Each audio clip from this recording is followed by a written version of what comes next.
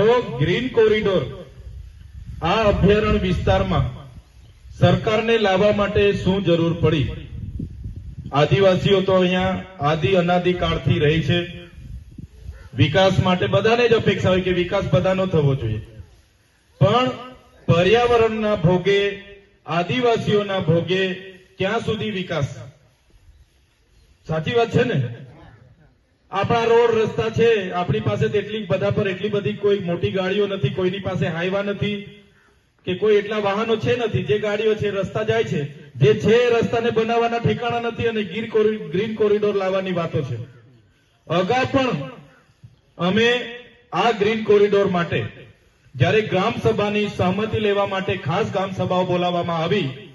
સાંભળજો મિત્રો, ગ્રામ સભાનો ઠરાવ કેમ જરૂરી છે? 1996 પેસા એક્ટ બન્યો.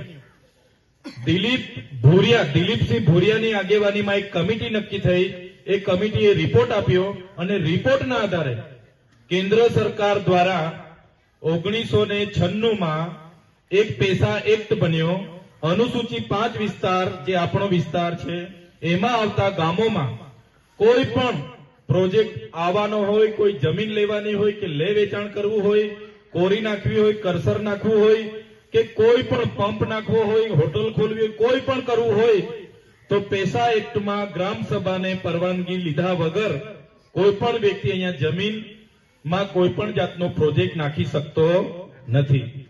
આજે પેસા એક્ટ આપણે ત્યાં લાગુ છે એટલા માટે આ લોકો ગ્રામ સભામાં ઠરાવો લેવા માટે આવે છે. બાકી આ લોકો તમને ને અમને કોઈ દિવસે પૂછવા ના આવે, બારોબાર પ્રોજેક્ટ લાવીને મૂકી દે. તો આ પેસા એક્ટનો પાવર છે.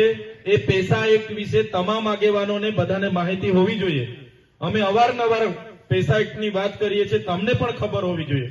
આજે આ ગ્રીન કોરિડોરનો અગાઉ પણ અમે આપણા વિસ્તારના સરપંચોએ નામંજૂર, અમને આ ગ્રીન કોરિડોર મંજૂર નથી એ પ્રકારની તમામ ગ્રામ સભાઓના આપણે 2 વાર ઠરાવો આપ્યા છે. છતાં ત્રીજી વાર સરકાર દ્વારા ફરી ખાસ ગ્રામ સભાઓ હમણાં 16 તારીખ, 17 તારીખ અને 18 તારીખે બોલાવવામાં આવી અને ફરી ગ્રામ સભાઓમાં કહેવામાં આવ્યું